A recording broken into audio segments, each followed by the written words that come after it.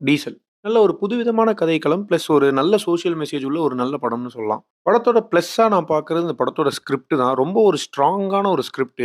அந்த ஸ்கிரிப்ட்டே படத்த carry forward பண்ணி அப்படியே மூவ் ஆவுது. இதுல இருக்க கேரக்டர்ஸ் எல்லாருமே நல்லா பெர்ஃபார்ம் பண்ணியிருந்தாங்க. பட் எனக்கு ஹரிஷ் கல்யாண் பொறுத்தவரைக்கும் இன்னும் கொஞ்சம் மாஸ் தேவைப்பட்டுச்சு. மேபி அவரு மாஸ்ல உட்காரலையோ அப்படின்ற மாரி ஒரு ஃபீல் குடுத்துச்சு. ஒருவேளை இந்த படத்த அஜித்தோ, விஜயோ வேற யாராவது நடிச்சிருந்தாங்கன்னா, பயங்கரமா இருந்திருக்கும். கிட்டத்தட்ட இந்த படத்தோட கிளைமாக்ஸ்ல எனக்கு கத்தி ஃபீல் குடுத்துச்சு. படத்தோட ஃபர்ஸ்ட் ஒரு 40 மினிட்ஸ் வந்து ஃபர்ஸ்ட் ஹால்ஃப் மாரியே இல்ல. அது கிட்டத்தட்ட கிளைமாக்ஸ் மாரி இருந்தது.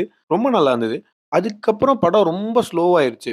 அ என்னடா ரொம்ப டிராகியா இருக்கு அப்படின்னு பார்க்குறப்போ, திரும்ப கிளைமாக்ஸ் கிட்ட வரும்போது ஒரு ஹைப் இருந்தது. பட் இந்த கான்செப்ட் வந்து எனக்கு தெரிஞ்சு கன்வின்சிங்கா இவங்க கன்வே பண்ணலையோ அப்படின்னு எனக்கு தோணுச்சு. ஓவரால் நல்ல ஒரு ஸ்கிரிப்ட். புதுசா பெட்ரோல், டீசல், க்ரூட் ஆயில் இதுல நடக்கிற அந்த ஸ்கேம்ஸ இவங்க வெளிக்கொண்டு வந்த விதம் ரொம்ப நல்லா இருந்தது. இந்த படத்துக்கு நம்ம மிடில் கிளாஸ் அரவிந்த்லேருந்து நான் குடுக்குற ரேட்டிங் 5க்கு 3 மறக்காம மிடில் கிளாஸ் அரவிந்த் சப்ஸ்கிரைப் பண்ணிருங்க. அப்பதான் நான் போடுற ரிவ்யூஸ் உங்களுக்கு வரும். டாடா! பாய்.